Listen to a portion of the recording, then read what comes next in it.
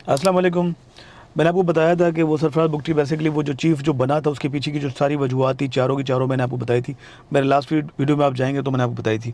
अब देखें उसमें से एक बात की और भी तस्दीक होगी है कि जो बेकड़ की जो डिस्ट्रिक्ट बनाने जा रहा है बेसिकली वो उसकी एक समझें हार की इब्तदा है उसकी, क्योंकि उसे लगता है, उसे पता है, जो एज अ चीफ़ भी जो बना है उसे पता है इस चीफ़ की बुनियाद पर जो है वो कोऑर्डिनेट भी करेगा, वो रियासती इदारों के साथ वफाक के साथ वो इसका एक टूल होगा जुड़ने और ब्लैकमेल करने का, ज़ाहिर सी बात है सिक्योरिटी को भी लेके। और अब जो है बेकड़ उसको इलाका उसको पता है डेरा बुगटी सुई पूरे इलाके में भी उसको कोई सपोर्टर नहीं है, तो वो जो है वो बेकड़ को अपने कंट्रोल में करना चाह रहा है। और बेकड़ की इतनी आबादी नहीं है, आप बताएं 10-12 हज़ार वाली आबादी को आपने एक डिस्ट्रिक्ट बनाने जा रहे हैं, तो इससे आप अंदाज़ा लगाएं कि वो उसकी एक कितनी बड़ी शिकस्त है।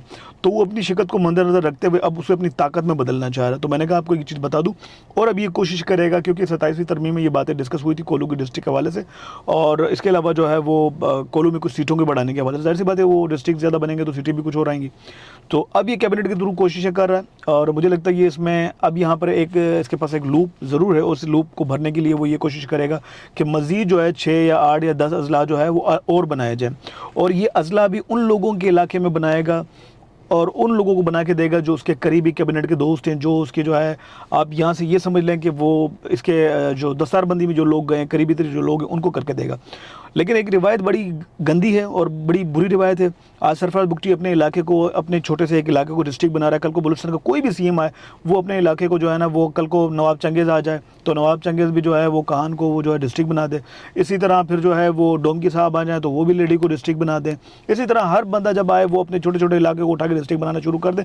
तो ये तो फिर वो सियासी खेल हो गए, मतलब ये तो एक रास्ता खोल रहा है तमाम सीएम्स के लिए। तो मैंने कहा आपको बता दूं, और आप ये एक वारदात थी उसकी, और ये मैं पहले भी बता चुका था, लेकिन देखिए उसकी चीज़ें सारी नज़र आ रही हैं। अब ये है कि मुताद होने की ज़रूरत है तमाम बलोच कौम को भी, और ख़ासकर बुगटी कबाइल को भी।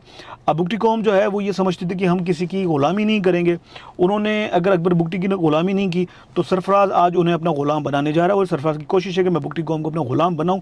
आप देखिएगा जब वो चीफ़ की पोजीशन ले गया है, अब गवर्नमेंट से भी डील वो करेगा, वफाक से भी डील वो करेगा, सिक्योरिटी के मद में कंपनियों से जो पैसे लेने वो भी सरफराज बुगटी करेगा, और अब डिस्ट्रिक्ट का जो ये चेयरमैन जो डिस्ट्रिक्ट जो बनाने जा रहा है तो यहाँ पर से इस सीट पर भी जो है ख़ुद अपना हक रखेगा, अपने ख़ानदान का रखेगा, अपने भाइयों का रखेगा।